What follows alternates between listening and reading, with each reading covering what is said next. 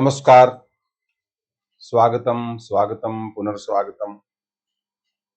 हिंदी साहित्य का इतिहास। जीवन और जगत का भली भांति अनुभव लेना हो तो हिंदी साहित्य का इतिहास पढ़िए। किसी भी साहित्य का इतिहास पढ़िए। शुक्ल जी कहते हैं, साहित्य है क्या? जनता की चित्तवृत्ति का संचित प्रतिबिंब। अब बताओ, किस समय जनता की क्या चित्तवृत्ति थी, जनता की क्या सोच थी, वो उस समय के साहित्य में प्रक्षिप्त है, उस समय के साहित्य में छुपी हुई है। यानी कि किसी भी समय लोगों के विचार जानने हो, उस समय का साहित्य पढ़िए। शुक्ल जी कहते हैं, क्योंकि तत्कालीन परिस्थितियों के कारण जनता की चित्तवृत्ति में परिवर्तन आता है, इसलिए साहित्य में भी परिवर्तन आता है। तो जनता की चित्तवृत्ति में इसी परिवर्तन को साहित्य के साथ, विभिन्न कालखंडों की बात कर रहे हैं, सामंजस्य स्थापित करते हुए दिखाना ही क्या है? साहित्य का इतिहास। तो साहित्य का इतिहास हम सभी के लिए अनिवार्य है। जिसको भी पढ़ने का चस्का लग जाता है तो फिर पूछिए ही मत, छूटता भी नहीं।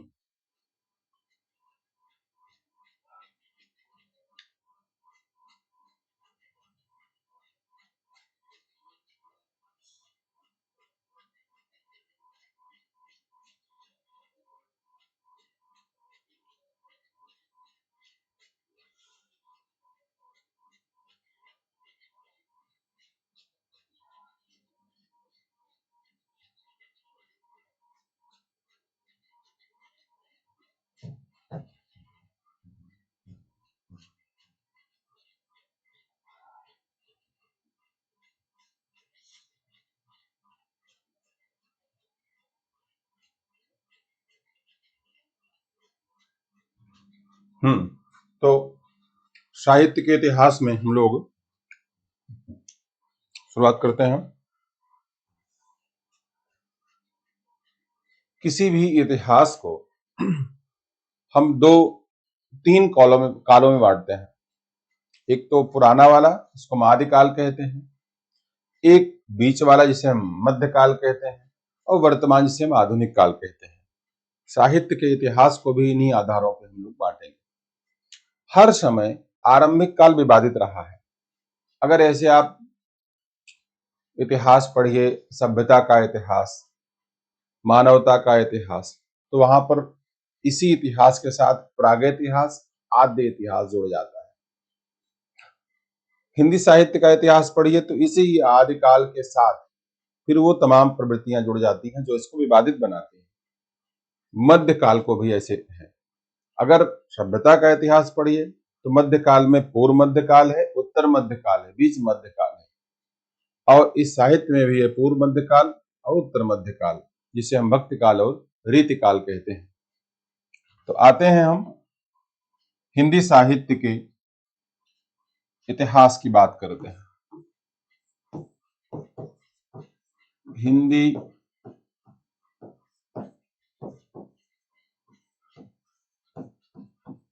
साहित्य का इतिहास।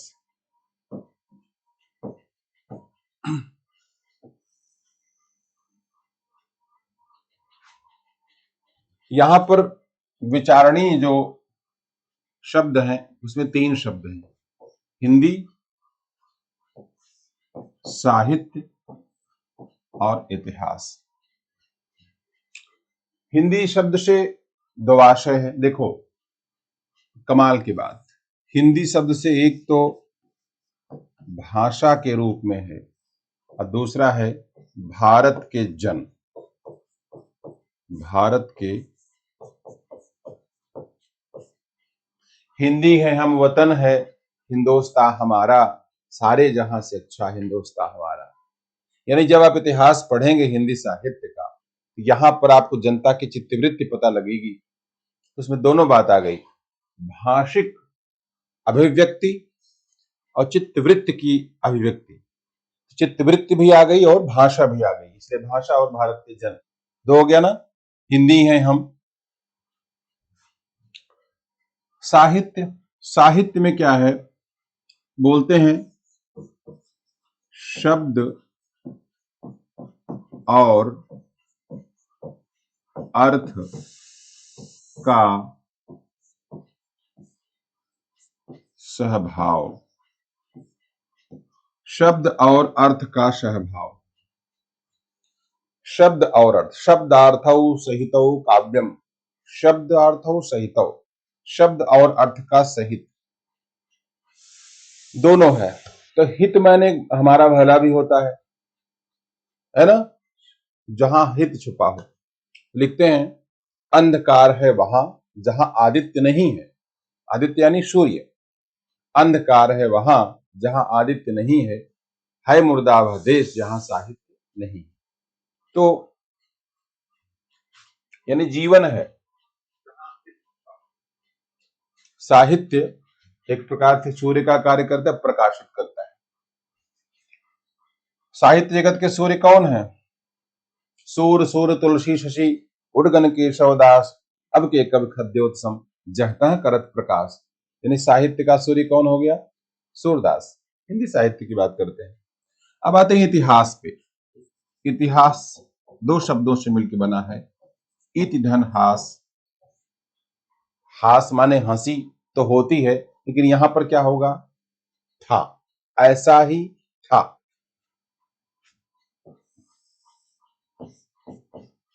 यानी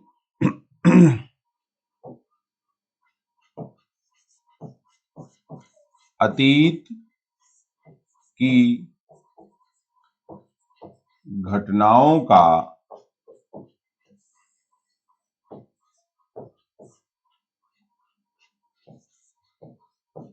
सब प्रमाण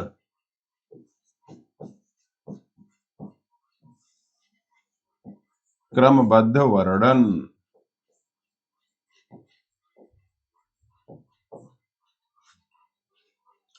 हो गया ना हिंदी साहित्य का इतिहास। बड़े आगे।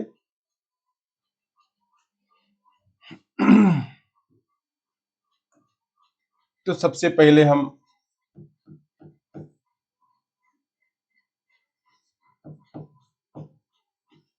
इतिहास क्या है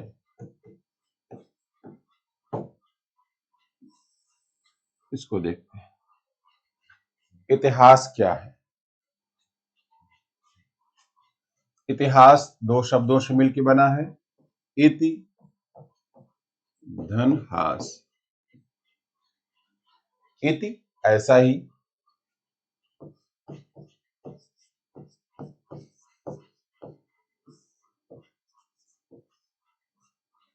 हास ऐसा ही था। तो यहां लगाते हैं ही कब लगाते हैं? जब किसी चीज पर हमको बल देना हो, यानी प्रमाण होता है इसमें, यानी कि इसमें प्रमाण की बात आ जाती है। इतिहास का पिता कौन है? हेरोडोटस। इतिहास का पिता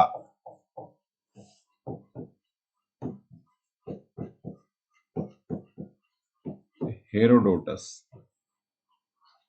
तो भाई हम और किसी के विचार देखें या ना देखें, हेरोडोटस के विचार तो हमें देखने ही चाहिए। तो हेरोडोटस कहते हैं,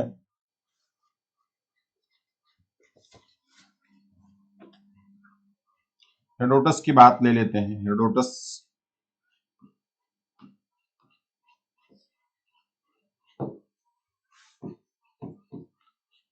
हेरोडोटस के अनुसार इतिहास एक वैज्ञानिक विधा है और इसमें तर्क संगतता रहती है। किसी बात को हम यूं नहीं कह देते हैं। तो बस इसे ही आप नोट कर लीजिए।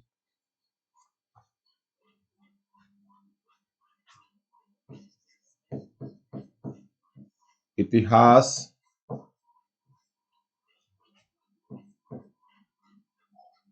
एक वैज्ञानिक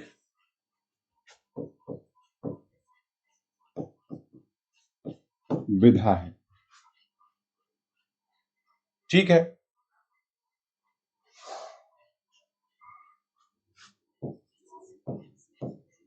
इसमें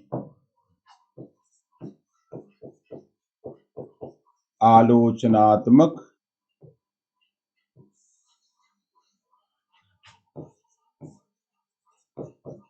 पद्धति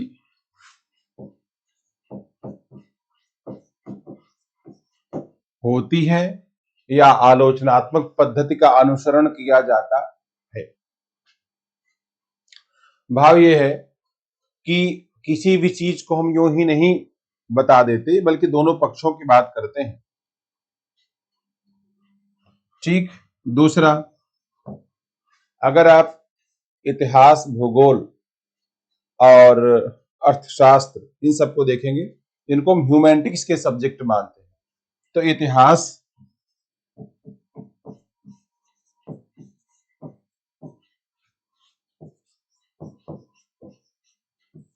मानव जाति से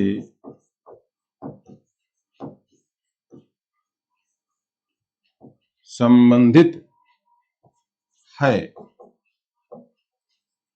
इसलिए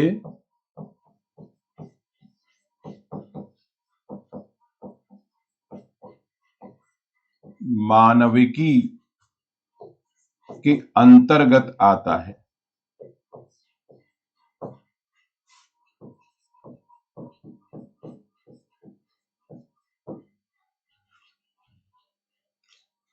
तो ये दो बातें ध्यान खींचती हैं इनके विचार की ओर।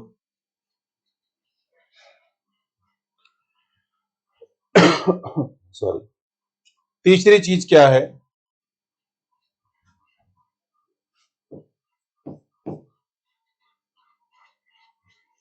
इसके जो निष्कर्ष हैं वो तर्क पर आधारित होते हैं, लॉजिक पर आधारित होते हैं।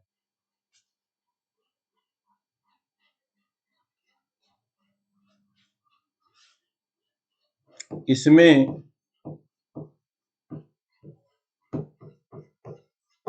तर्क और निष्कर्ष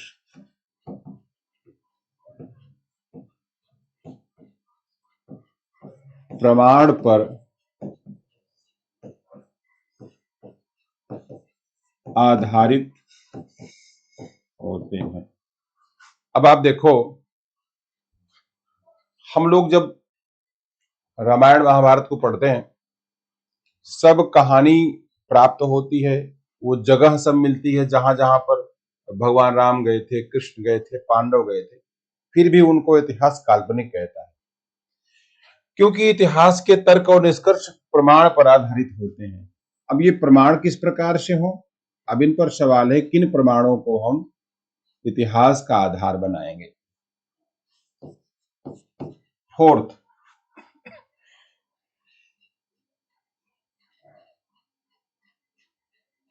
इतिहास जो है यह अतीत के आलोक में भविष्य पर प्रकाश डालता है। प्रकाश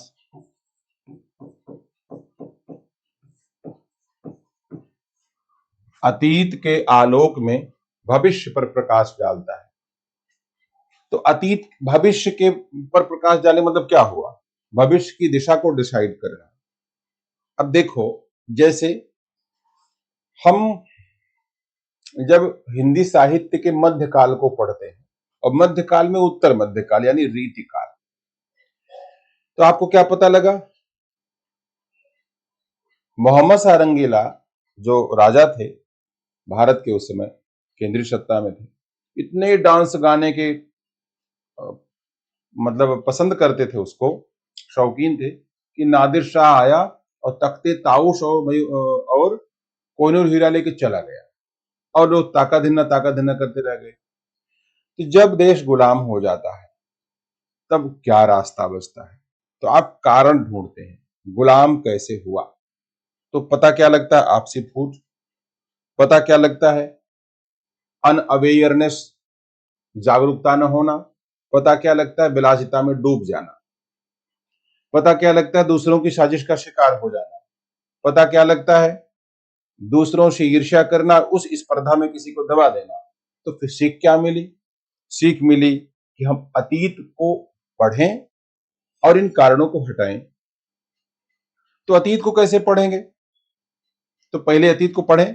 तो कैसे पढ़ेंगे? तो पुरानी पुस्तकों के अनुवाद होते हैं। आधुनिक काल आ गया, अभिज्ञान शाकुंतल, श्रीमद् भागवत महापुराण, श्रीमद् भगवत गीता और योग वाशिष्ठ, तमाम किताबों का कि हम क्या थे हम जान जाएं, हम क्या हो गए हैं ये भी जानें। तो भाषा का आंदोलन होता है कि सबको एक कैसे करें। एक करे जन जन को यदि हो अपनी भाषा में बरताओ, निज भाषा उन्नति है सब उन्नति को मूल। तो अंग्रेजी के बजाय भारतीय भाषा को स्वीकार करें। भारतीय भाषा को स्वीकार करें तो सबकी अलग अलग भाषाएं हैं, तो कोई कोई केंद्रीय भाषा को चुन ले। तो खड़ी बोली को हिंदी के रूप में चुन लिया गया। और क्या होंगे? अभी तीसरा पॉइंट आता है। तो परिष्कार करते जाएं ताकि नए नए मूल्य आते जाएं। इसलिए जो जागरण सुधार काल आता है द्विवेदी युग के रूप में, तो उसमें भाषिक परिवर्तन भी और विषयगत परिवर्तन भी दोनों आता है। क्योंकि पिछले 1000 सालों तक किसी महाकाव्य खंड काव्य का विषय कोई किसान और गरीब आदमी नहीं था। राजा रानी नायक नायिका होते थे, प्रेमी प्रेमिका, राधा जी कृष्ण जी। अब किसान और गरीब आदमी, होरी भी पात्र बनता है, कुकुरमुत्ता भी पात्र बनता है। तो हम लोग अतीत के आलोक में भविष्य पर प्रकाश डालते हैं। ये इतिहास का कार्य है। ठीक। यानी कि परिवर्तन की प्रक्रिया की व्याख्या इसमें क्या छुप गई? इसमें परिवर्तन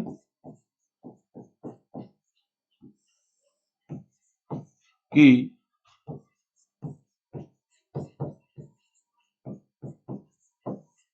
प्रक्रिया की व्याख्या करना,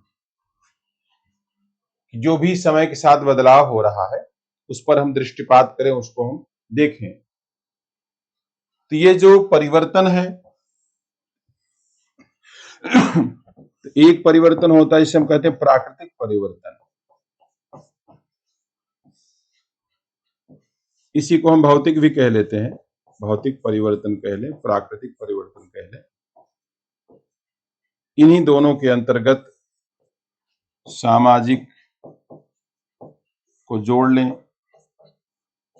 राजनीतिक, है ना, आर्थिक परिवर्तन।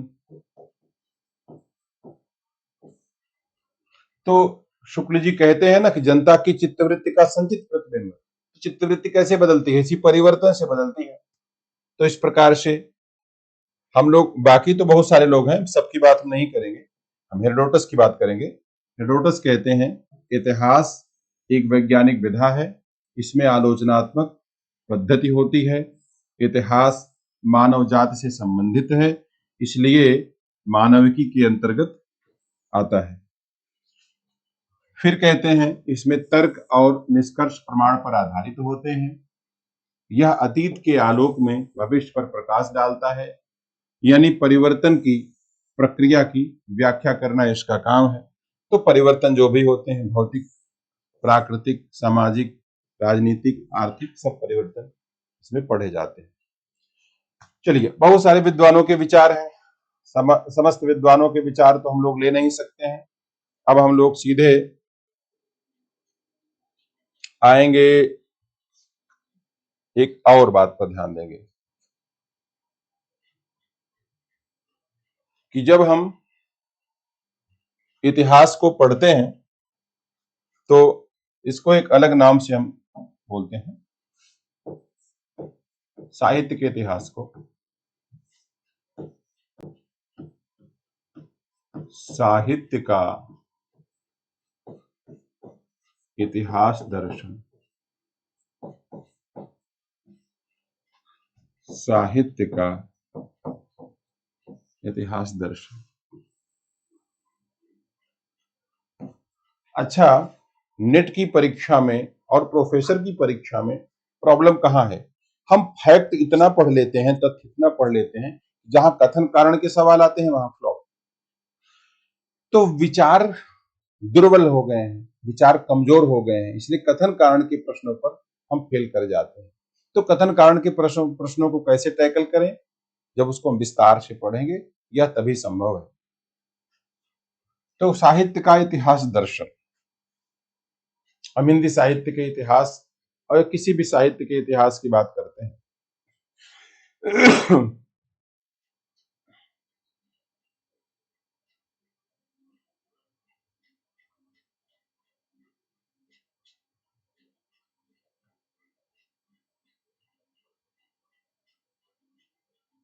तो इसमें हम लोग डेफिनीशन भी देखते हैं कि बाकी विद्वानों ने साहित्य के इतिहास को कैसे परिभाषित किया है।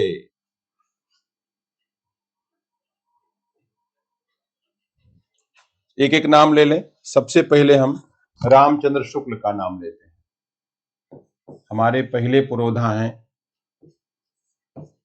डॉक्टर रामचंद्र शुक्ल। रामचंद्र शुक्ल,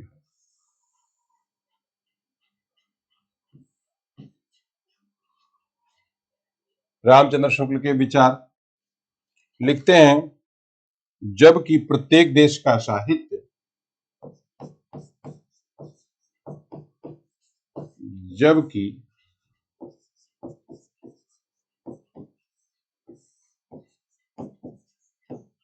प्रत्येक देश का साहित्य उस देश की जनता का, यानी कि वहां की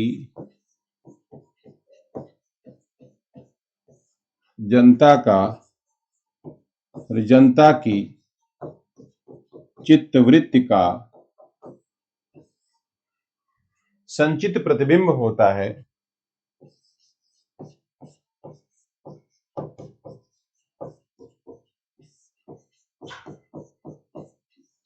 संचित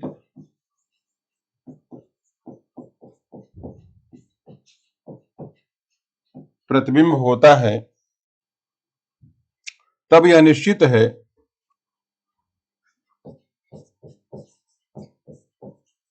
तब यह निश्चित है,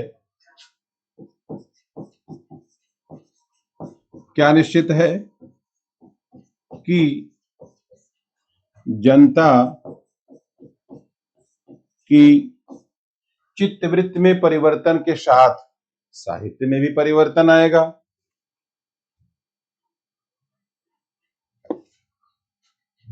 जनता की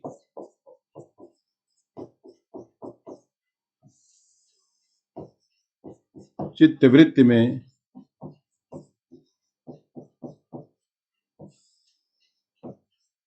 परिवर्तन के साथ साथ साहित्य में भी परिवर्तन होता चलता है।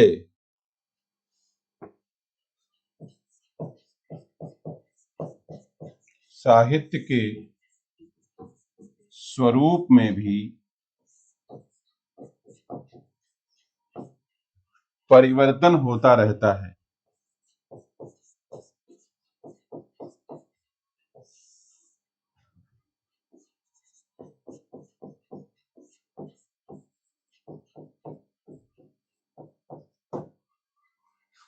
जबकि प्रत्येक देश का साहित्य वहां की जनता में, शुक्ल जी ने लिखा है होता चला आता है। ये देखो,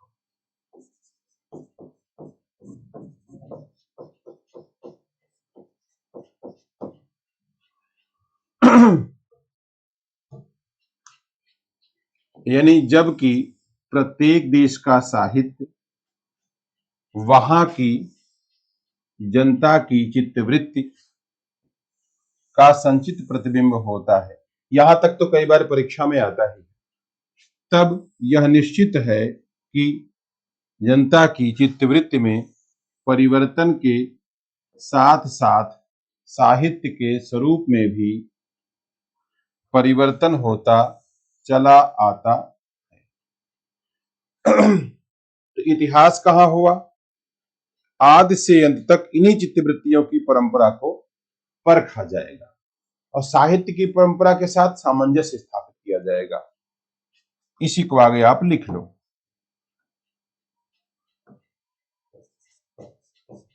आदि से, थोड़ा मेहनत करिए, अंत तक चित्तवृत्ति में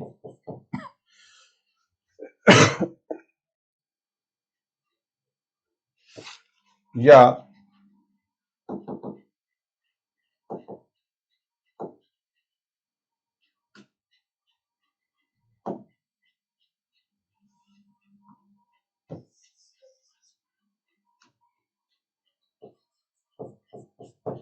चित्तवृत्तियों की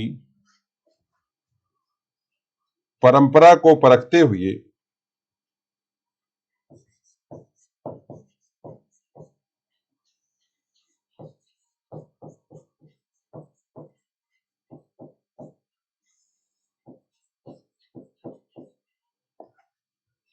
साहित्य परंपरा के साथ उनका सामंजस्य, साहित्य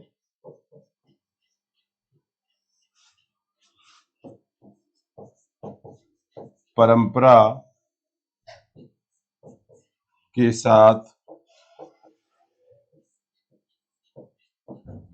उनका सामंजस्य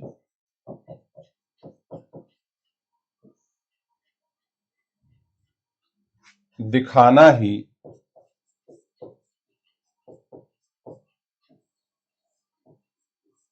साहित्य का इतिहास कहलाता है। ये था इनका कथन, और कथन बहुत ध्यानपूर्ण तरीके से आप लोग पढ़ा करो।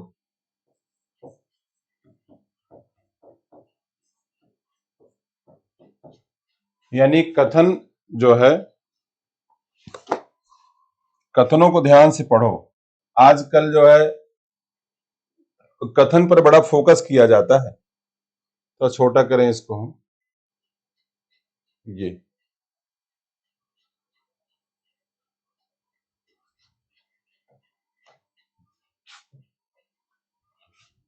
आदि से अंत तक चित्तवृत्तियों की परंपरा को परखते हुए साहित्य परंपरा के साथ उनका सामंजस्य दिखाना ही साहित्य का इतिहास कहलाता है।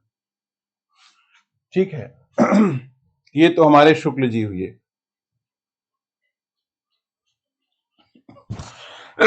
सॉरी। अब आते हैं हम डॉक्टर नगेंद्र, हिंदी साहित्य का इतिहास दूसरा।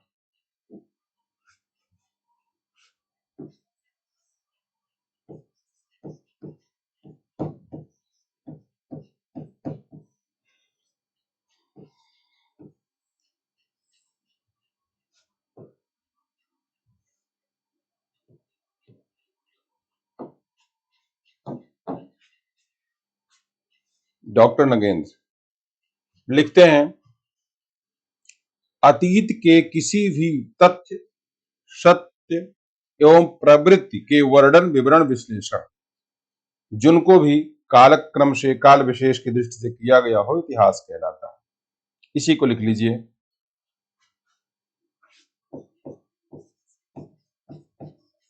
अतीत के, देखिए, इसी को मेहनत कहते हैं। जब हम आसान रास्ता चुनते हैं तो कुछ चीजें छोड़ देते हैं। ठीक, अतीत के किसी भी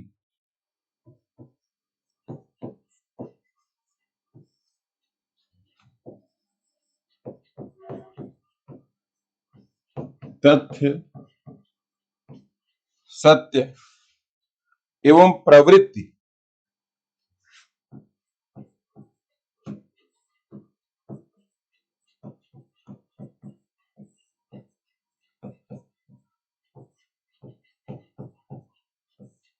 तथ्य, सत्य एवं प्रवृत्ति के वर्णन,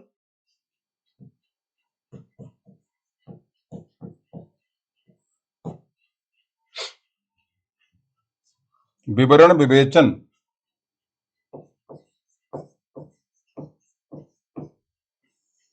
विवरण,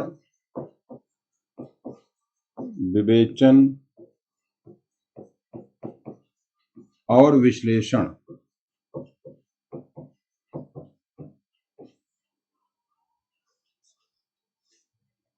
को जो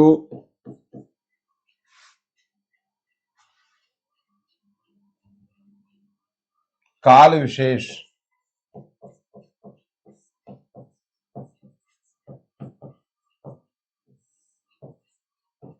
या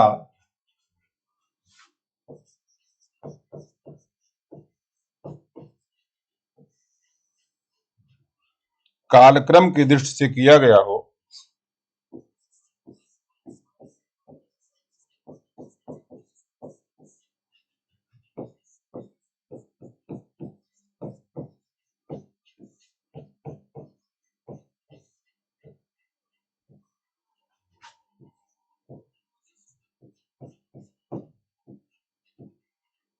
इतिहास कहलाता है।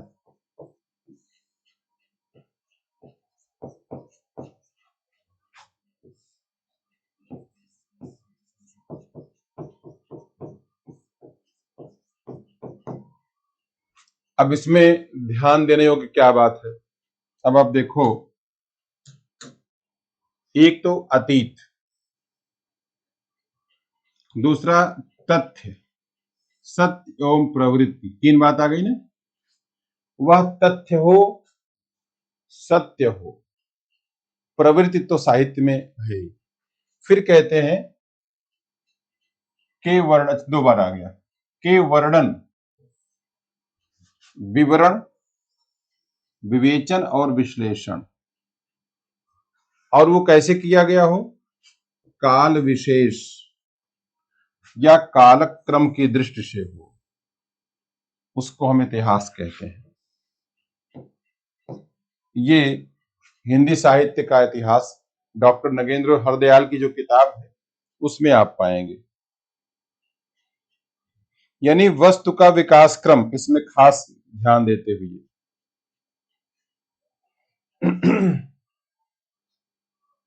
अब देखते हैं राम स्वरूप चतुर्वेदी का हिंदी साहित्य और संवेदना का विकास।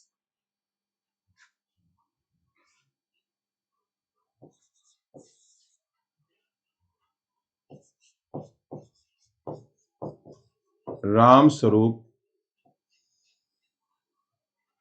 चतुर्वेदी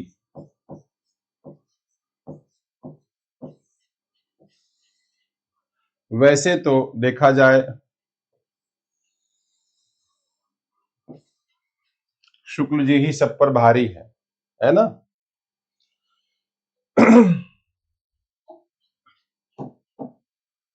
लिखते हैं,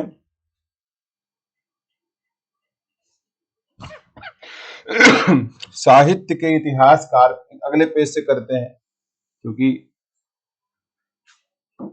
हाँ, राम स्वरूप चतुर्वेदी,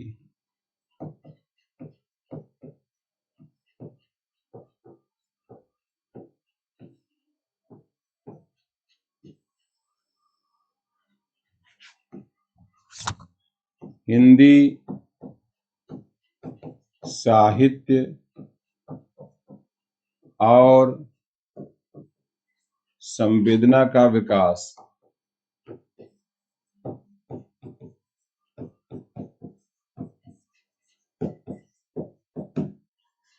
हिंदी साहित्य और संवेदना का विकास। आप कुछ कहना चाहें, विचार शेयर कर सकते हैं। वीडियो को लाइक करिए।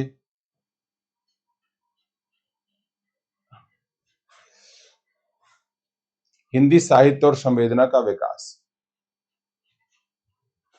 तो लिखते हैं,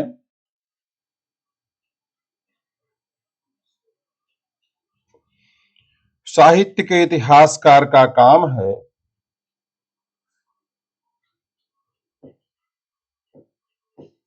साहित्य के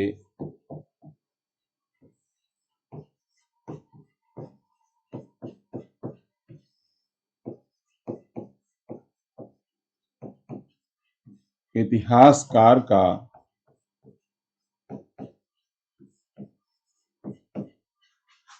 साहित्य के इतिहासकार का काम है कवि के कार्यों को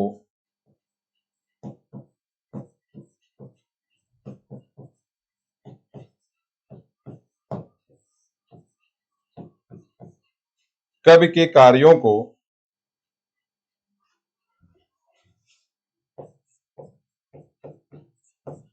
साहित्य इतिहास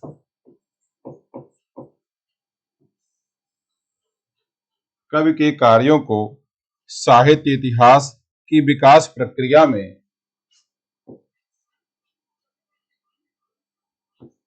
के विकास प्रक्रिया में की विकास प्रक्रिया में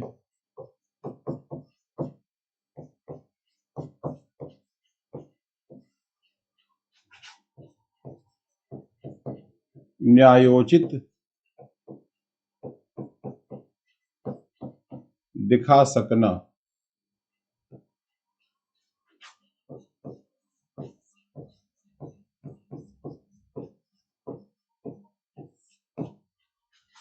ठीक है।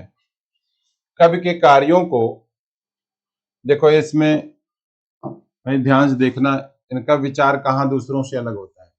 साहित्य के इतिहासकार का काम, क्या काम है कि कवि के कार्यों को साहित्य इतिहास के विकास प्रक्रिया में न्यायोचित दिखा सकना। दिनकर जी ने लिखा नहीं था, सिंहासन खाली करो कि जनता आती है। और एक और बात कि जो तटस्थ हैं समय लिखेगा उनका भी इतिहास। जो तटस्थ हैं समय लिखेगा उनका भी इतिहास। यानी जब इतिहास को जरूरत थी आपकी, उस समय आप तटस्थ थे, अपनी भूमिका निभाई नहीं आपने। तो किसी कवि ने अथवा साहित्यकार ने समय के साथ क्या न्याय किया, वही याद रखा जाएगा। आपको क्या लगता है कि पंत प्रसाद जी यूं ही क्यों कमजोर पड़ गए, गायब हो गए? निराला आगे बढ़ गए, कारण था, निराला कविता के विषय की वजह से आगे नहीं बढ़े हैं, जो विषय उठाया उन्होंने। अब देखिए, कुकुरमुत्ता अगर पढ़ो आप, या जो परवर्ती रचनाएं तमाम उनकी हैं, छोटी छोटी रचनाएं हैं, राग बेराग में आप संग्रहित पाएंगे, जो रामविलास शर्मा ने संपादित की। उनके और जो उनके सब्जेक्ट्स थे, चतुरी चमार या लिली या निरुपमा, अलका प्रभावती, कुल्ली भाट, चोटी की पकड़, उनको पढ़ो आप। आम जन के विषयों को उठाया। और सही बात है, जो लयबद्ध रचनाकार थे, प्रेम की रचनाएं बहुत किया करते थे, अतीत के विषय बहुत उठाते थे। तो साहित्य इतिहास के विकास की प्रक्रिया में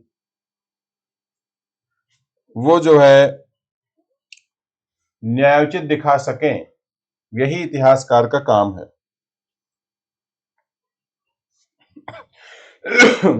आगे आते हैं। आचार्य शुक्ल ने, पूरा वाक्य देखिए,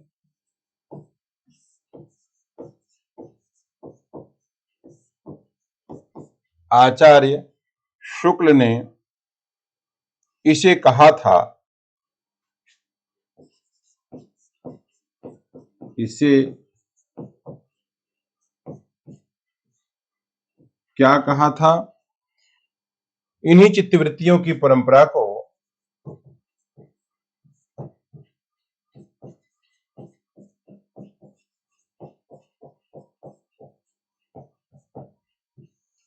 इन्हीं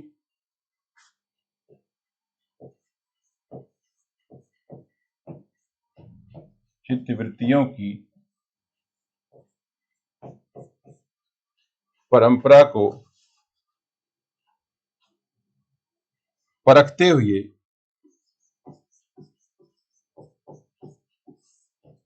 साहित्य परंपरा के साथ उनका सामंजस्य दिखाना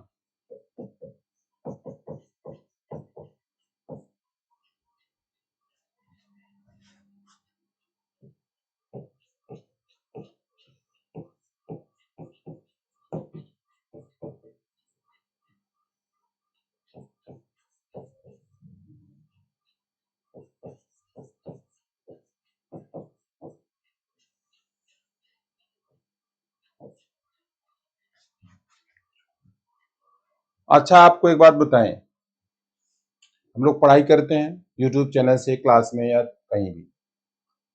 अब यहां पर ये कहते हैं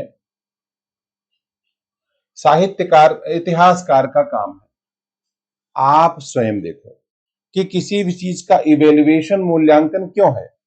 यहां कहते हैं विकास प्रक्रिया में न्यायोचित ठहराना, यानी कि कितना वैल्यू एडिशन हो रहा है। जैसे दिन भर आप कोई बात सुनो, शाम को याद करो कि क्या शिक्षा मिली। जैसे मोटिवेशन वगैरह हम लोग देखते हैं, तो दिन भर आप सुनो, अलग अलग जो विद्वान है यूट्यूब से और तमाम कोचिंग से सुनो, शाम को देखो कि क्या वैल्यू एडिशन हुआ, यानी हमको सीख क्या मिली। अगर आपको लगता है केवल समय बीता, मनोरंजन हुआ, कुछ नहीं मिला, तो क्या हुआ, विकास प्रक्रिया में न्यायोचित नहीं ठहरी बातें। साहित्य तो बढ़ा, संवेदना नहीं बढ़ी, संवेदना गायब हो गई। जैसे पुराने रचनाकारों से आप मिलो, लोग बताते हैं, अभी कुछ दिन पहले हमारे फेसबुक पर मैंने किसी को पढ़ा कि पुराने जो पीढ़ी थी, लोग मिलते थे ना, संस्मरण लिखते थे, उनके व्यक्तित्व की छाप ऐसी पड़ती थी कि उनका मिलना भूल नहीं पाता था। आज मिलिए लोग करेले की तरह मिलते हैं। तो उन्होंने एक दो आदमी का नाम लिया, एक तो नाम लिया जो रामचंद्र गुहा इतिहास की किताबें लिखते हैं कि अगर आप चाहते हैं पुरानी पीढ़ी की इम्प्रिंट छाप देख सकें, तो रामचंद्र गुहा में देख सकते। तो ये है ना, विकास प्रक्रिया में न्यायोचित दिखा सकना, वैल्यू एडिशन हो। चलो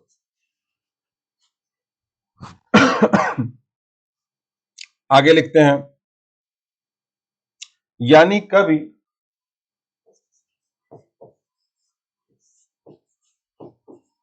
यानी कवि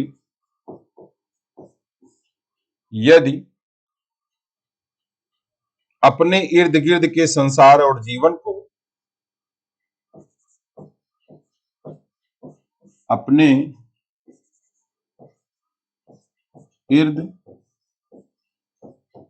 गिर्द के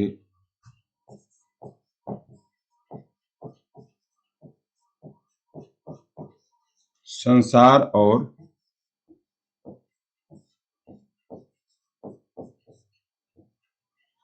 अपने इर्द गिर्द के संसार और जीवन को देख परख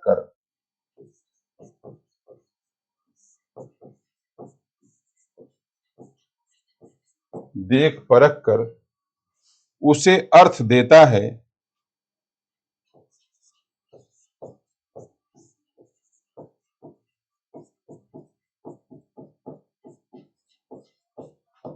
तो आलोचक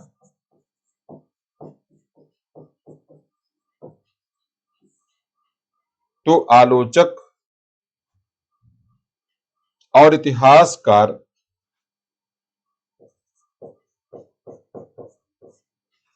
आलोचक और इतिहासकार कवि की इस रचना में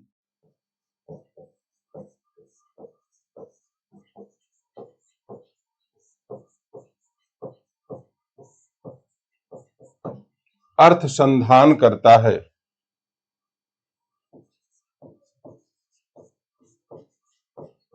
अर्थ का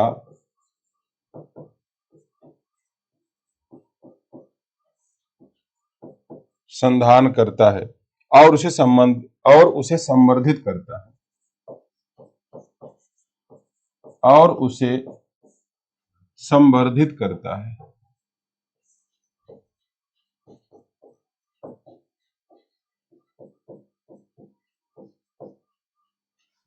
और उसे संवर्धित करता है। आगे लिखते हैं, रचना आलोचना और पूरा लिखते हैं, रचना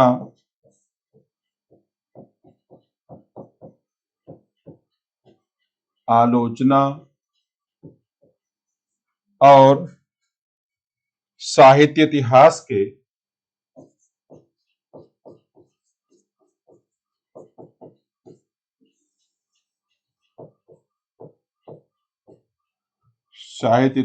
के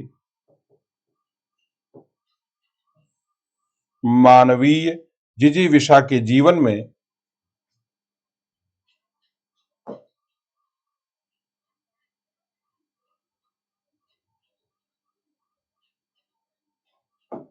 मानवीय जिजीविषा के जीवन में अर्थ संधान के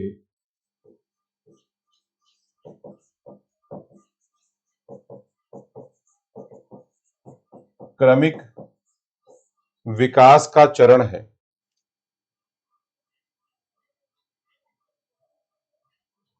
अनुसंधान के क्रमिक विकास का चरण है।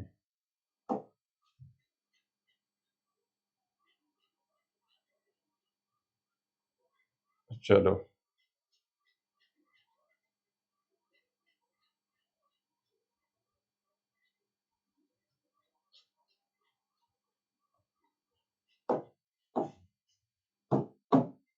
अब ये थे आपके रामस्वरूप चतुर्वेदी जी।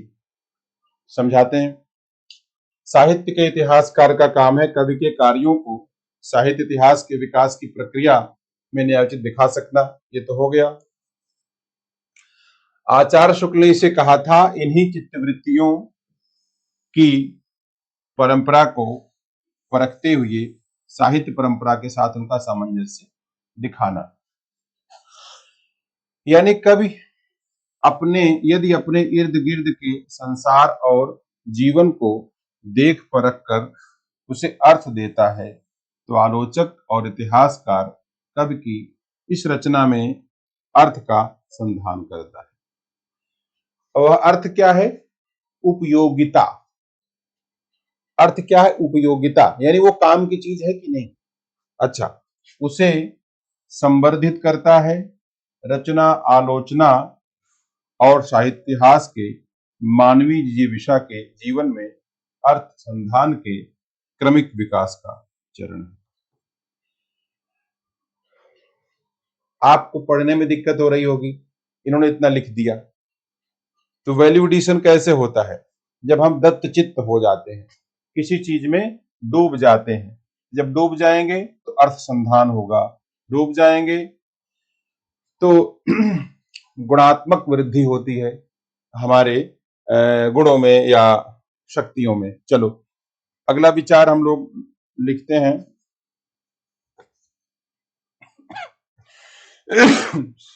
ये 1986 किताब है, 1986। डॉक्टर नगेंद्र की किताब है हिंदी साहित्य का इतिहास, 1973। हिंदी साहित्य का इतिहास। देखो, हम समग्र पढ़ा रहे हैं, तो आप लोग पूरा क्लास करना, ठीक है। हम समग्र पढ़ा रहे हैं, मतलब कोशिश कर रहे हैं कुछ छूटे ना। अब आते हैं फोर्थ। आपको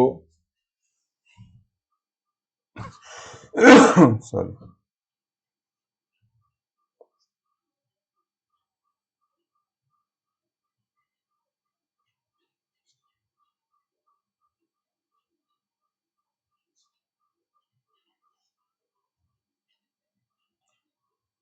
डॉक्टर नामवर सिंह,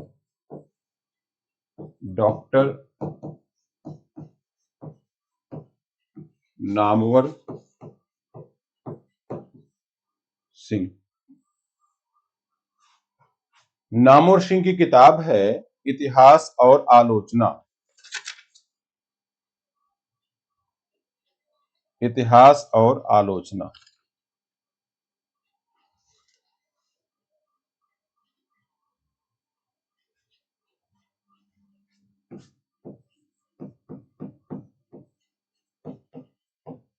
इतिहास और आलोचना 1957। पुरानी किताब है इतिहास और आलोचना।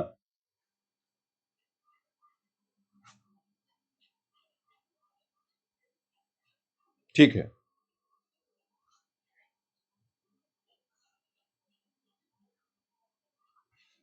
तो यहां पर इतिहास और आलोचना दो टॉपिक है। अभी हमने इनकी बात भी की थी, रामस्वरूप चतुर्वेदी की। इन्होंने भी लिखा था, आलोचक और इतिहास कवि की इस रचना में अर्थ का संधान करता है। तो इतिहास के अंदर अनाउंस मतलब कैसे आप शामिल करते हैं, अनाउंसमेंट करते हैं, रचना काम की है, तो उसकी आलोचना होती है। तो चलो इनके कथन को हम लोग निकालते हैं।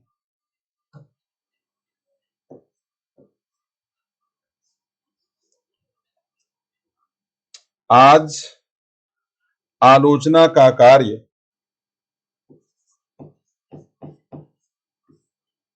आज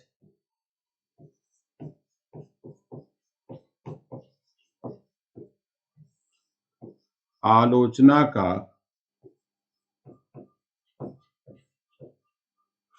न जाने किस वेश में नारायण मिल जाए।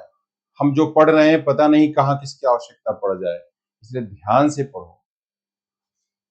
आज आलोचना का कार्य इसी संश्लिष्ट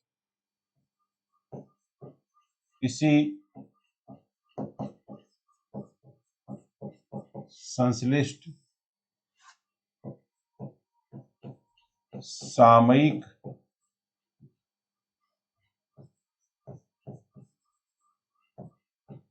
इसी संश्लिष्ट सामयिक कहो या ऐसे कह सकते हो, समसामयिक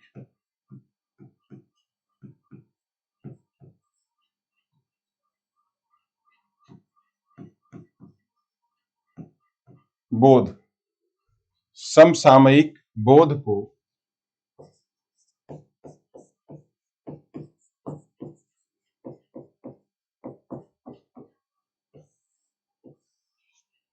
परिभाषित और संगठित करना है।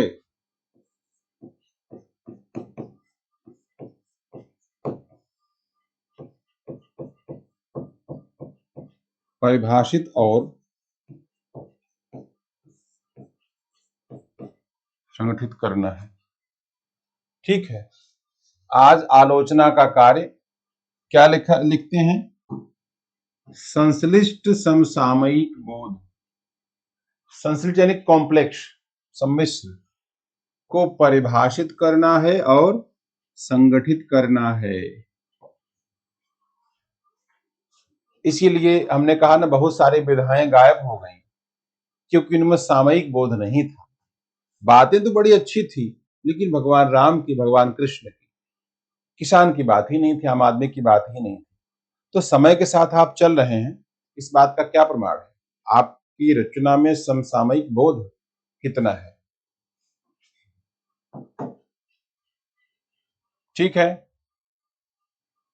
भाई, आप लोग वीडियो को लाइक कर दीजिए जो लोग देख रहे हैं।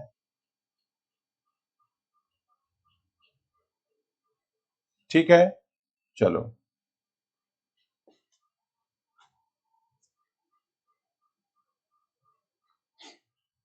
स्वयं अधिक से अधिक,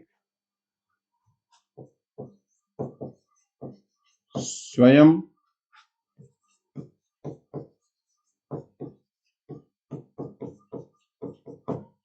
अधिक से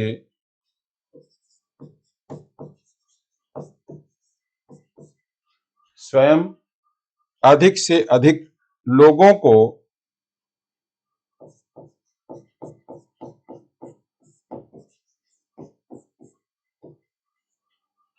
इस आत्मबोध के प्रति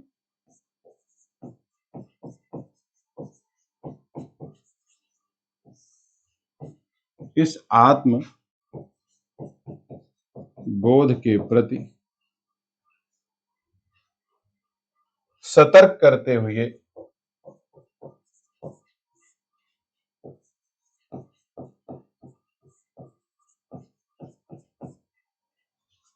करते हुए उसके निर्माण में सहायता देना है।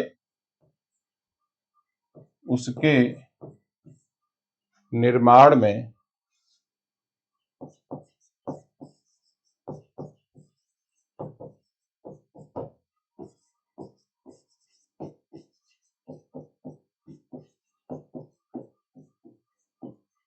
सहायता देना है।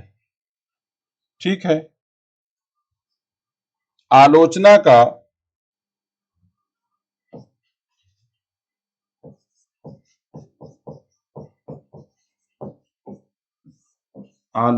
का ठोस मूर्तिमान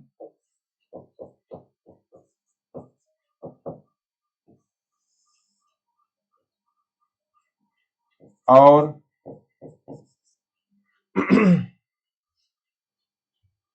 व्यावहारिक प्रतिमान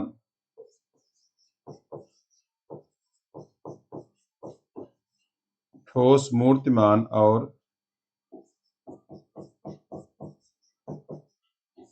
व्यावहारिक प्रतिमान यही है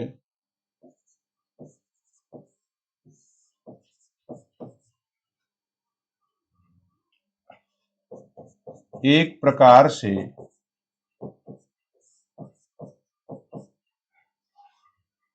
यही साहित्य का प्रतिमान भी है।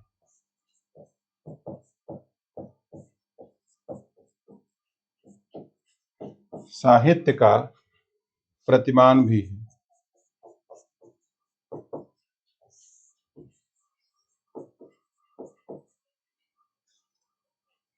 और साहित्य का इतिहास भी।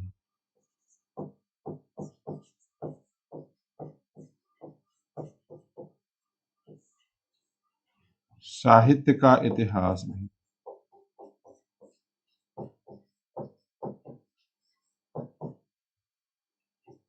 ठीक है। अब देखिए क्या लिखते हैं हमारे नामवर सिंह जी। लिखते हैं कि आलोचना का कार्य क्या है? संश्लिष्ट समसामयिक बोध को परिभाषित करना और संगठित करना, स्वयं अधिक से अधिक लोगों को इस आत्मबोध के प्रति सतर्क करते हुए उसके निर्माण में सहायता देना। देख रहे हैं, यानी कि अधिक से अधिक लोगों को इस आत्मबोध के प्रति सतर्क करना और उसके निर्माण में सहायता देना। किसके निर्माण में? आत्मबोध के निर्माण में सहायता देना। तो आलोचना का ठोस मूर्तिमान और व्यावहारिक प्रतिमान यही है, एक प्रकार से यही साहित्य का प्रतिमान भी है और साहित्य का इतिहास भी है। ठीक है। साहित्य का इतिहास तो परीक्षा के दृष्टिकोण से तो वैसे हमारे बाबा जी रामचंद्र शुक्ल जी सबसे पहले आते हैं, लेकिन इन लोगों को भी आप उसी विकास के क्रम में आप पढ़ लीजिए।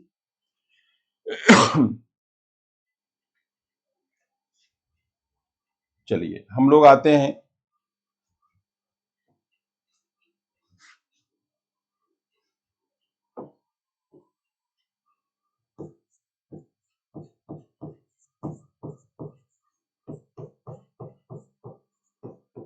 साहित्य इतिहास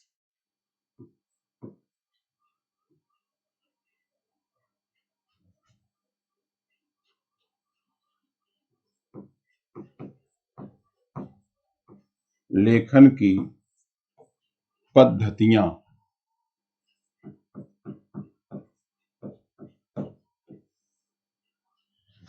अब परंपरा इसके बाद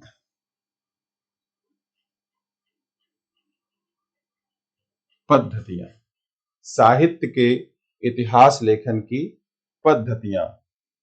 वेरी गुड मॉर्निंग बेटा। साहित्य के इतिहास लेखन की पद्धतियां। ओम। तो हम लोग पद्धतियों की बात करते हैं, कितने तरीके से इतिहास लेखन हो सकता है। तो देखो, एक तो इतिहास लेखन हो सकता है कि जब हम समय के अनुसार करें, कालक्रम, कौन पहले पैदा हुआ, कौन बाद में पैदा हुआ, इस क्रम से। दूसरा, ABCD से नाम हम सजा लें, वर्णानुक्रम ABCD, इस प्रकार से। तो हो सकता है कि भाई जो बहुत बाद में कुंवर नारायण वो पहले आ जाए, बहुत पहले। और जब हम चर्चा करें प्रवरसेन की, तो बाद में प्रवरसेन आ जाए, तो गड़बड़ हो गया। एक है वैज्ञानिक पद्धति, यानी किसी भी कालखंड में जो विचारधारा को लेकर रचना की जा रही है, उस विचारधारा के अनुसार। लेकिन फिर कमाल की बात है, एक ही साथ कई विचारधाराएं चलती रहती हैं। तो वैज्ञानिक पद्धति भी फेल है। 1965 में 2 किताबें आती हैं, हिंदी साहित्य का वैज्ञानिक इतिहास, भाग 1 भाग 2, गणपत चंद्रगुप्त, फेल। फिर आती विधेयवादी पद्धति, बिल्कुल सो प्रैक्टिकल। फ्रांस के विद्वान थे, निबंधकार थे, मॉन्टेन। किसी क्षण विशेष को लेकर के, जाति को लेकर, यानी किस प्रखंड में किस लोगों के बीच, और वातावरण को लेकर क्या माहौल है, तो ये सब सटीक था। इसमें रामचंद्र शुक्ल जी, आपके डॉक्टर बच्चन सिंह, ये परवर्ती जो इतिहास लेखन इसी आधार पर हुआ है। तो हम लोग पहले चारों का नाम लिखते हैं। तो पहली पद्धति है आपकी, जिसको हम बोलते हैं वर्णानुक्रमी पद्धति।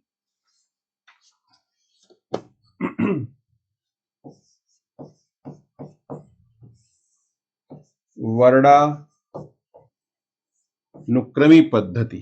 दूसरा, कालानुक्रमी पद्धति। तीसरी, वैज्ञानिक पद्धति। और चौथी, विधेयवादी पद्धति।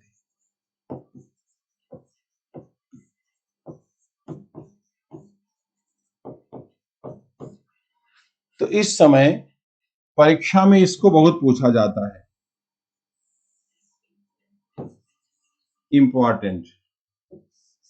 क्या पूछा गया कि भाई विधेयवादी पद्धति के जनक कौन है?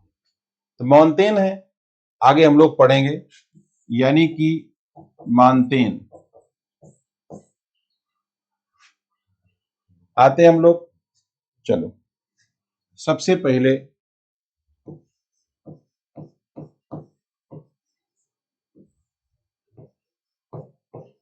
वर्णानुक्रमी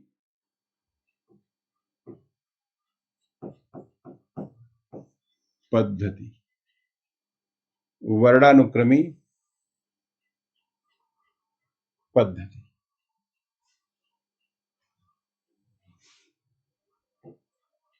यानी जैसे A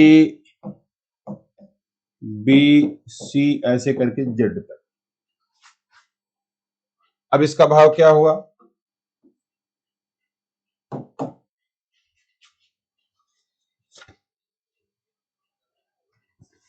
यानी इसमें हम लोग किसको ध्यान रहे हैं? वर्णमाला को। इसको हम कह सकते हैं वर्णमाला पद्धति, ये कह सकते हैं वर्णमाला पद्धति। चलो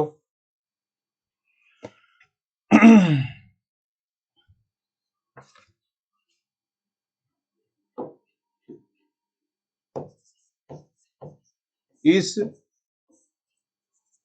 पद्धति में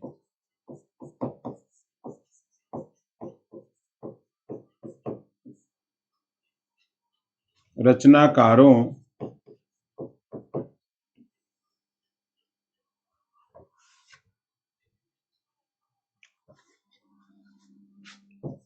का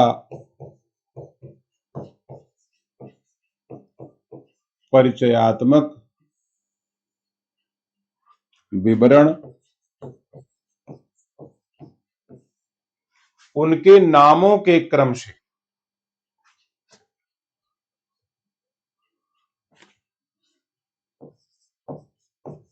उनके नामों के वर्णानुक्रम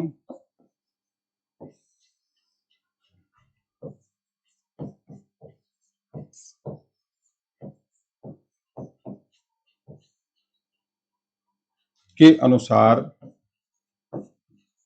दिया जाता है।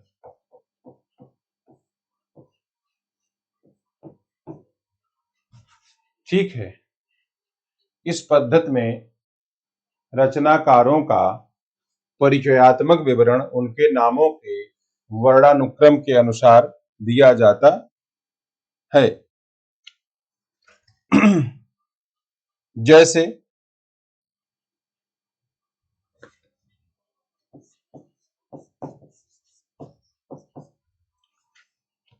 अब आप देखो,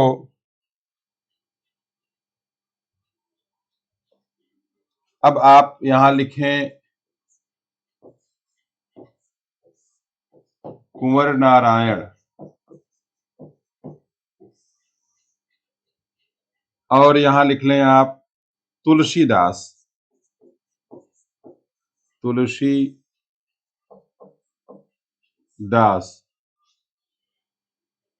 तो क्रम गड़बड़ हो गया ना। के टी हिंदी से कह लें जैसे मतिराम है,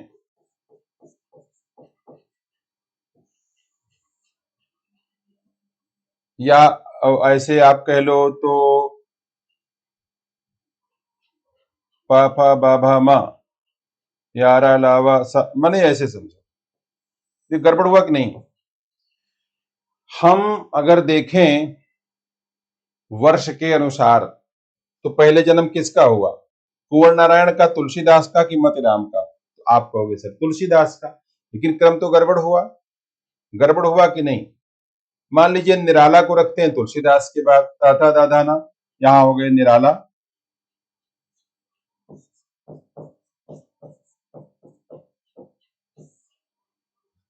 हो गया कि नहीं? यहां अपने, हाँ, अब यहां लिख लें देव। अब बताओ, पूरा गड़बड़ हो गया ऐसे करके, मतलब ये है। तो ये बिल्कुल अवैज्ञानिक सिस्टम था।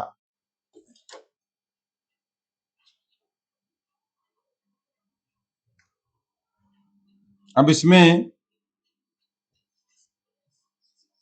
उदाहरण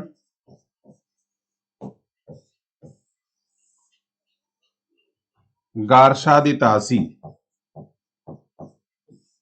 गारशादी तासी का ग्रंथ,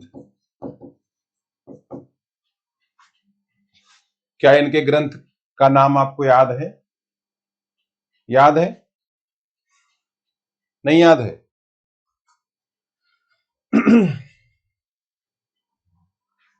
चलो हम लिखवा देते हैं, हमको तो याद है। इस्तवार दिला लिटरेच्यूर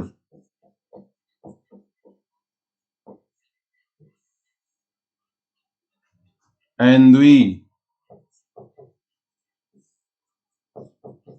ए हिंदुस्तानी।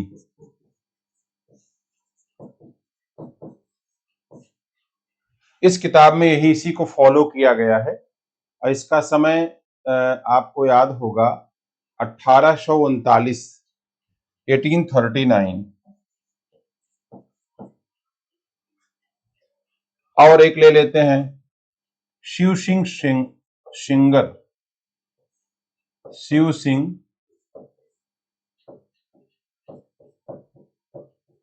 सिंगर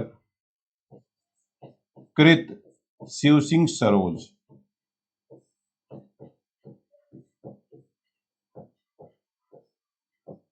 हमने जब नेट की परीक्षा दी थी ये पूछा गया था शिव सिंह सरोज। तो ये तो उसके बाद की किताब है। इसकी तिथि आई थी लगाने के लिए ना 1883।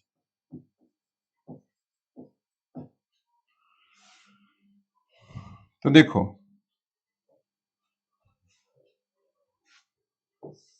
रचनाकारों के नामों का वर्णानुक्रम, जैसे गारशादिताशी की किताब इस्तवार दिला लितरेतुर एंदुई ए एंदुस्तानी, शिव सिंह सिंगर की किताब शिव सिंह सरोज। तो देखा जाए यह जो वर्णनात्मक पद्धति थी ये बिल्कुल असंगत है कि नहीं, आप खुद सोचो। फेल हो गई। अब आते हैं दूसरी पद्धति पर, यानी कालानुक्रम पद्धति। यानी हो सकता है कि एक व्यक्ति इसमें आदिकाल आधुनिक काल का पहले आ जाए, फिर भक्ति काल का आ जाए, रीति काल का, फिर भक्ति काल का, फिर आदिकाल का, फिर आधुनिक काल का, ऐसे आ सकता है। तो बस ठीक नहीं है। फिर आते हैं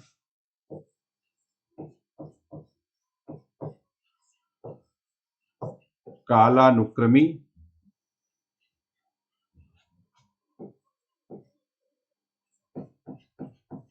पद्धति। किसका जन्म पहले हुआ इसके अनुसार, तो एक समाधान तो इससे हो जाएगा। अभी इसके पहले हम लोग जो पढ़ रहे थे एक बात फंस रही थी, अब ये बात यहां समाधान हो जाएगी उसकी। एक सेकेंड।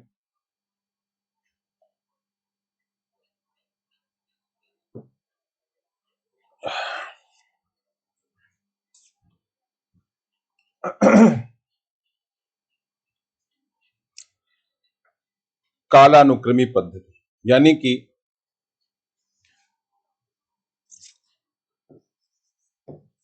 इसमें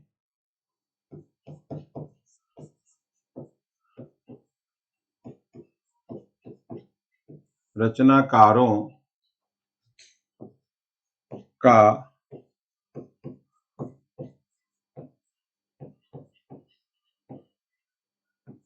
परिचयात्मक विवरण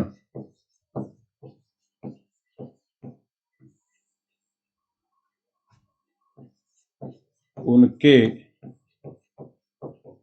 जन्म के तिथि क्रम के अनुसार दिया जाता है।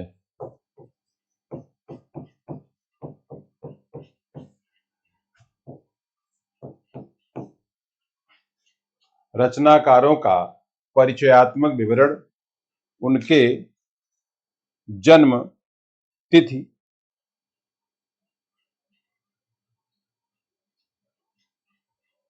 जन्म के तिथि क्रम के अनुसार रहता है। ठीक है, यानी इसको बोलते हैं ऐतिहासिक कालक्रमानुसार।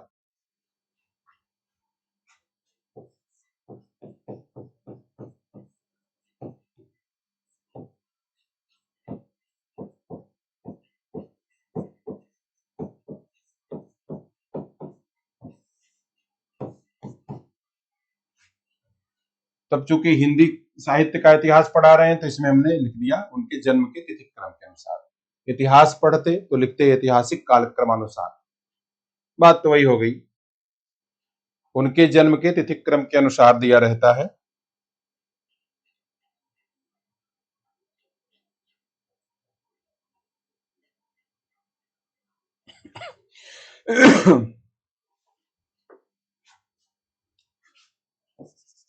इतिहास लेखन के दृष्टिकोण से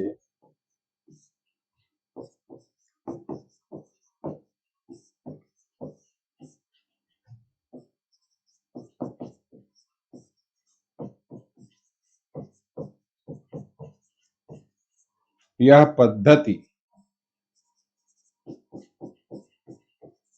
अपूर्ण है।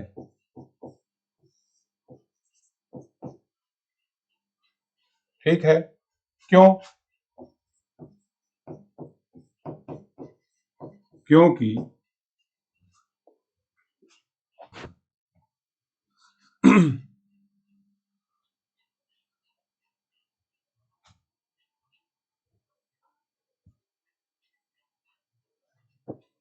संभव है कि यह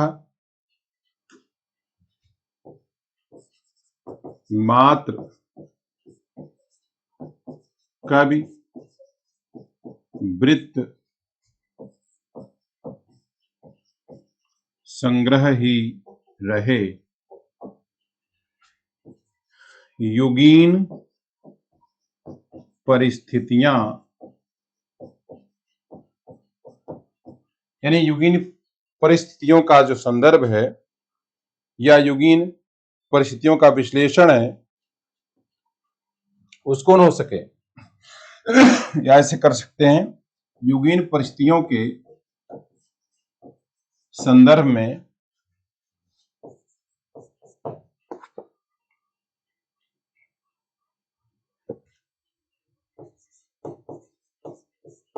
कवि प्रवृत्ति का विश्लेषण न हो सके, जो कि बहुत जरूरी है। लेते हैं उदाहरण।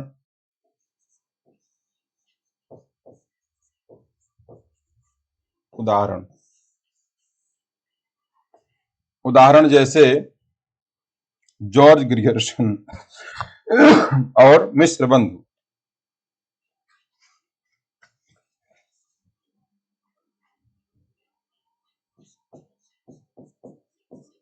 जॉर्ज ग्रियर्सन की किताब है द मॉडर्न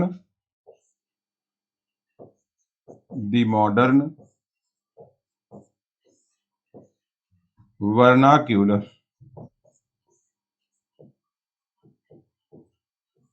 लिटरेचर ऑफ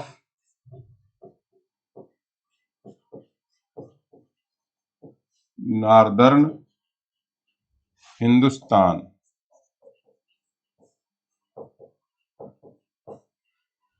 और मिस्र बंधुओं की किताब मिस्र बंधु विनोद, जो 4 खंड में थी। मिस्र बंधु विनोद।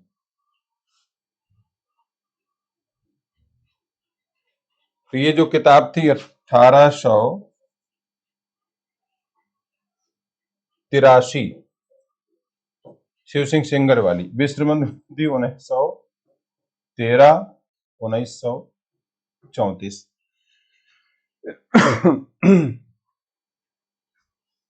तो देखो,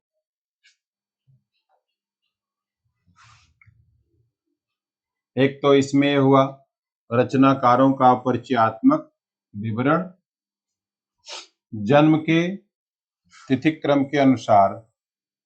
सेकेंड बात, यह जो है इतिहास लेखन के दृष्टिकोण से ये पद्धति अपूर्ण है।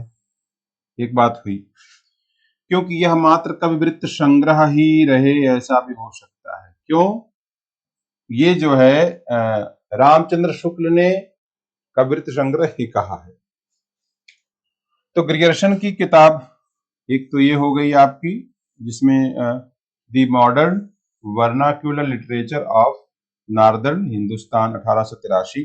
मिस्र बंधुओं की किताब मिस्र बंधु विनोद, तो 1913 1934। ये हो गई आपकी कालानुक्रमी पद्धति। तीसरी है जिसे हम कहते हैं वैज्ञानिक पद्धति।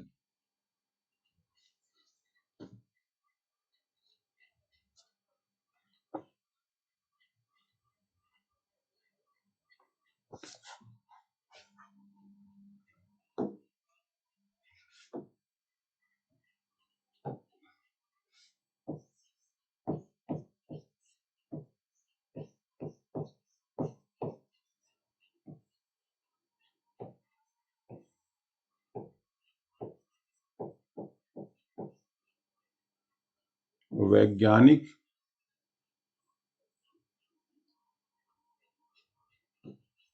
पद्धति।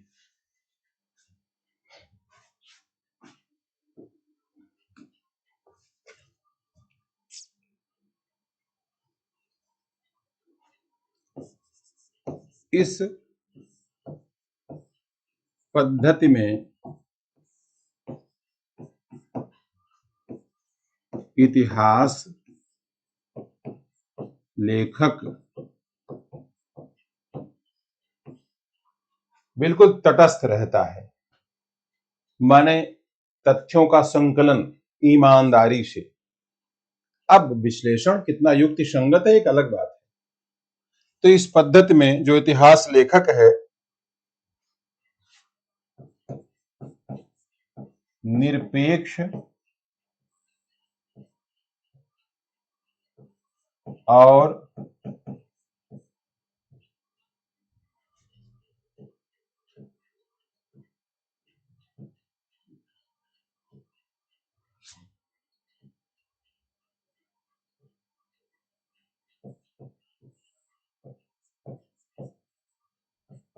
तटस्थ रहकर तथ्य संकलन करता है।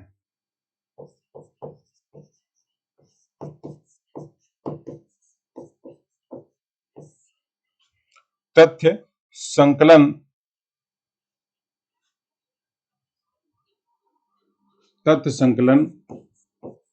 करके उसे क्या करता है, व्यवस्थित करता है और क्रमबद्ध करता है।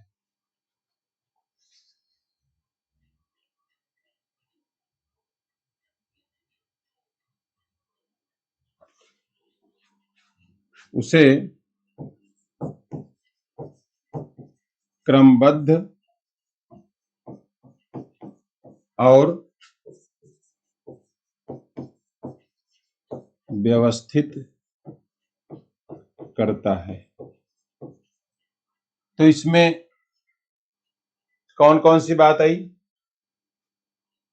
पहली बात आती है कि इतिहास लेखक रहता है निरपेक्ष और तटस्थ।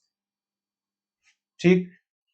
दूसरी बात आई कि तथ्य संकलन करके सूचनाओं को क्रमबद्ध करता है और व्यवस्थित करता है। भाव क्या है? भाव यह है कि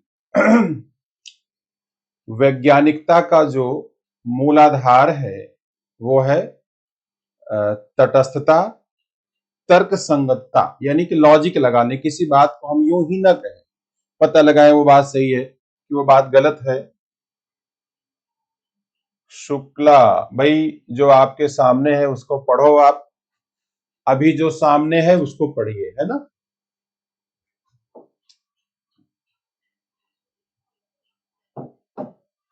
यहां पर सुबह के समय 8 बजे से 12 बजे के बीच क्लास रेगुलर चलती है, उपस्थित रहिए।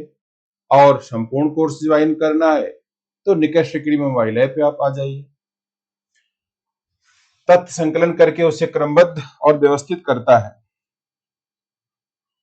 तो इसमें क्रमबद्धता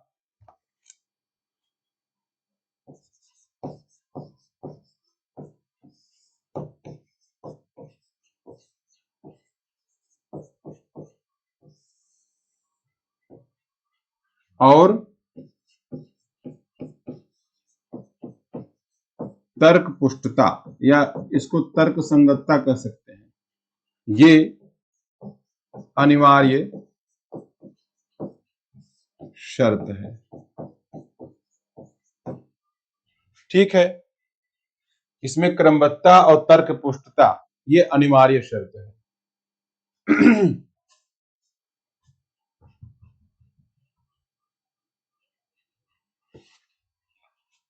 उदाहरण,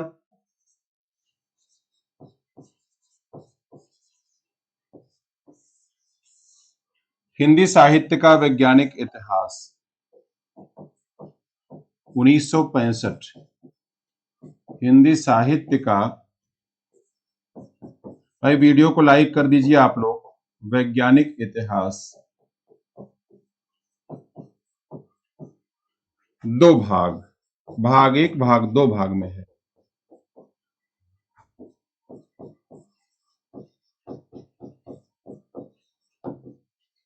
गणपत चंद्र गुप्त, दो भाग में गणपत चंद्र गुप्त। लेकिन इसमें वही दोष है जो पहले दोष था। रजनी कुमारी प्रणाम भाई प्रणाम, स्वागत है, खुश रहिए।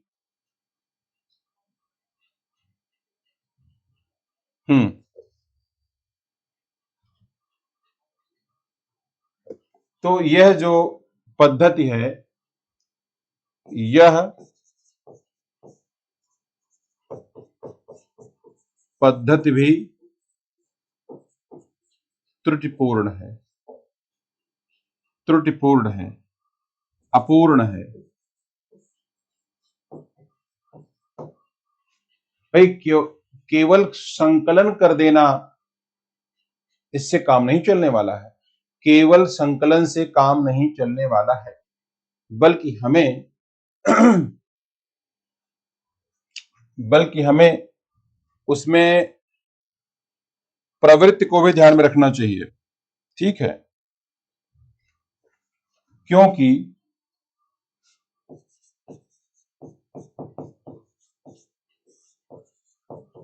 इतिहास मात्र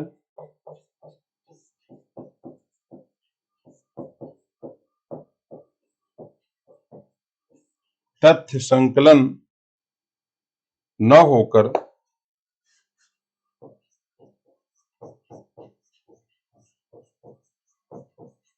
व्याख्या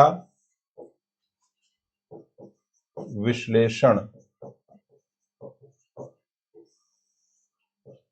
की भी अपेक्षा करता है।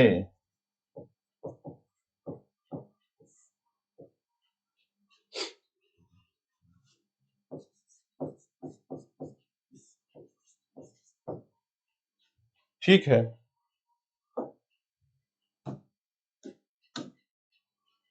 तो इसमें और क्या बात ध्यान दे रहे हो, एक तो ये नोट कर लीजिए, हिंदी साहित्य का वैज्ञानिक इतिहास डॉक्टर गणपत चंद्र गुप्त 1965, यहां लिखे नहीं 1900, भाग छोड़ो 1965। तो ये पद्धति भी त्रुटिपूर्ण है और अपूर्ण है, क्योंकि इतिहास मात्र तथ्य संकलन नहीं है, बल्कि इसमें व्याख्या विश्लेषण दोनों ये भी होना चाहिए। ये तीन पद्धति हो गई। अब आते हैं चौथी पद्धति पे, जिसे आप कहते हैं विधेयवादी पद्धति।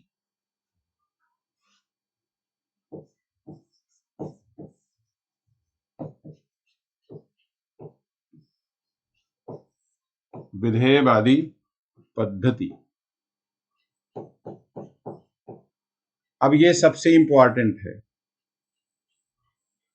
जिसे आप बोलते हैं वेरी वेरी इंपॉर्टेंट, अति महत्वपूर्णम, अति महत्वपूर्ण।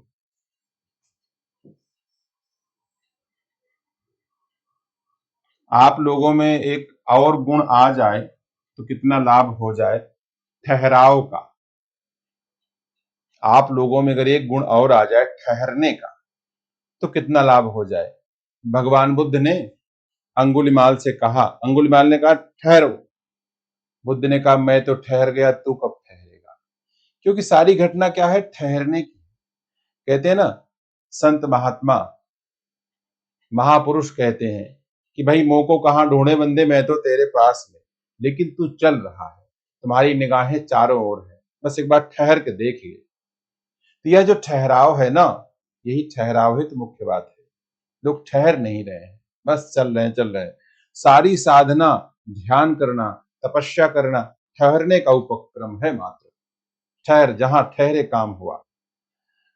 आपको क्या है, आपको चाहिए अलादीन का चिराग, चुटकी बजाते ही सब आ जाए दिमाग में, तो बिना ठहरे काम नहीं होता भाई, ठहराव जरूरी है। चलो आगे आते हैं।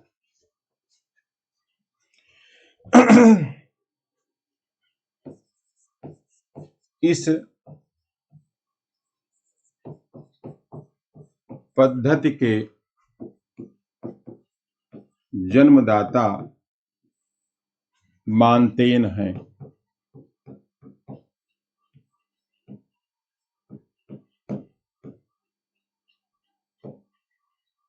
इस पद्धति के जन्मदाता हैं मानतेन।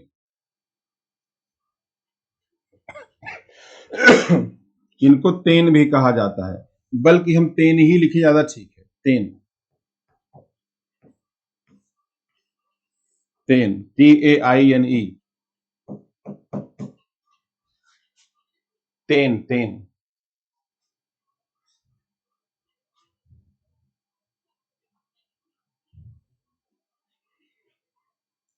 तो तेन ने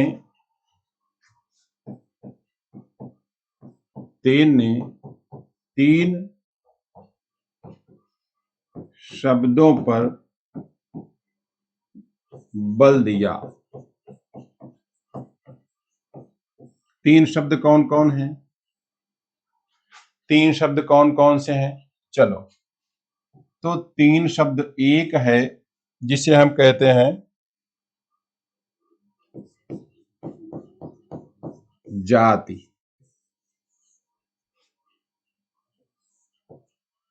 दूसरा है वातावरण,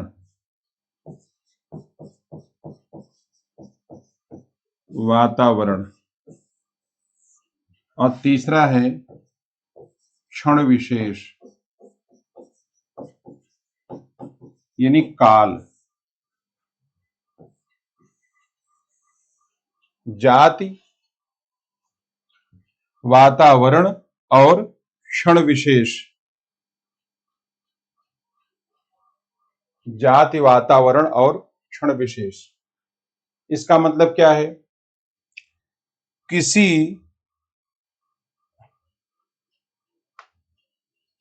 यानी कि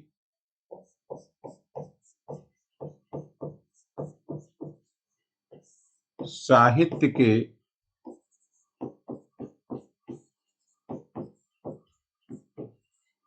इतिहास को समझने के लिए, साहित्य के इतिहास को समझने के लिए उससे संबंधित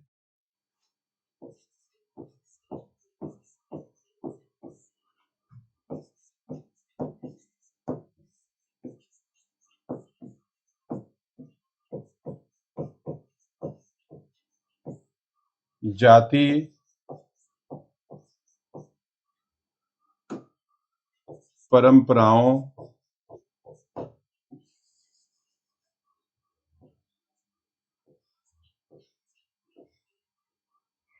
जाति, परंपराओं, तदयुगीन वातावरण, असर तो पड़ता ही पड़ता है, एवं परिस्थितियों का विश्लेषण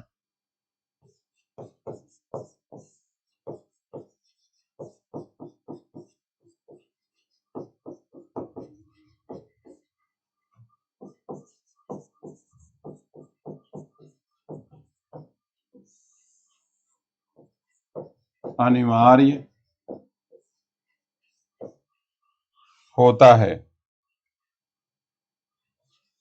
या ऐसे कह लो, अनिवार्य नहीं बल्कि कह लो अपेक्षित होता है, सहयोगी होता है, ऐसे कह लीजिए। अनिवार्य तो कुछ नहीं है, सांस लेना यही अनिवार्य है, बाकी क्या अनिवार्य है? सांस लेने के अलावा क्या अनिवार्य है, आप बताओ। ठीक है। अपेक्षित होता है। तो हिंदी साहित्य के इतिहास लेखन में यह उपयोगी पद्धति है। हिंदी साहित्य इतिहास लेखन में यह पद्धति अत्यंत उपयोगी सिद्ध हुई है। जब इतनी तारीफ कर दिया हमने, तो सबसे अधिक चर्चित कौन सी किताब है हिंदी साहित्य का इतिहास? रामचंद्र शुक्ल। उदाहरण रामचंद्र शुक्ल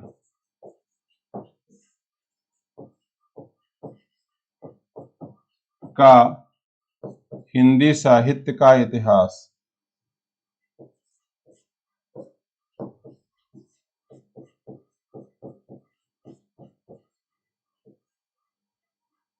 हिंदी साहित्य का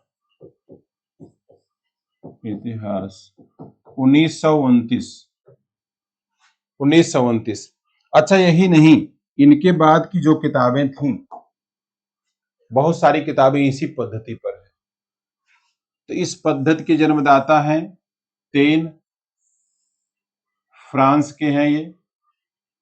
साहित्य के इतिहास को समझने के लिए उससे संबंधित जाति परंपराओं, तद्युगीन वातावरण और परिस्थितियों का विश्लेषण अपेक्षित होता है। हिंदी साहित्य इतिहास लेखन में यह पद्धति अत्यंत उपयोगी सिद्ध हुई है। उदाहरण रामचंद्र शुक्ल का हिंदी साहित्य का इतिहास 1929। बाकी वाली इसी पर है। तो ये जो तीन शब्द हैं या तीन तत्व हैं, तत्व कहना, जाति है, वातावरण है, क्षण विशेष। तो अगर हम रामचंद्र शुक्ल द्वारा बताए गए हिंदी साहित्य के इतिहास की मतलब परिभाषा देखें, तो शुक्ल जी कहते हैं, चूंकि किसी भी देश का साहित्य वहां की जनता की चित्तवृत्ति का संचित प्रतिबिंब होता है, तब यह निश्चित है कि जनता की चित्तवृत्ति में परिवर्तन के साथ ही साहित्य में भी परिवर्तन होगा। तो जनता की चित्तवृत्ति में परिवर्तन कैसे होता है? परिस्थिति से, जो वातावरण क्रिएट होता है, सामाजिक, आर्थिक, राजनीतिक परिस्थिति, तो जनता की चित्तवृत्ति में परिवर्तन को परखते हुए साहित्य परंपरा के साथ उसका सामंजस्य दिखाना हिंदी साहित्य का इतिहास है। तो यह हो गया साहित्य का इतिहास, साहित्य इतिहास लेखन की पद्धति। तो हम लोग रामचंद्र शुक्ल के इसी कथन के साथ इस क्लास में विराम लेते हैं। एक टॉपिक हो गया अपना पूरा। अब हम लोग अगले क्लास में देखेंगे साहित्य के इतिहास लेखन की परंपरा और उसकी पुस्तकों को देखेंगे। किसी प्रकार का कोई सवाल हो अवश्य आप कर लीजिएगा। मोबाइल नंबर यहां लिख देते हैं, वैसे तो आप सभी के पास हमारा नंबर पहले से है।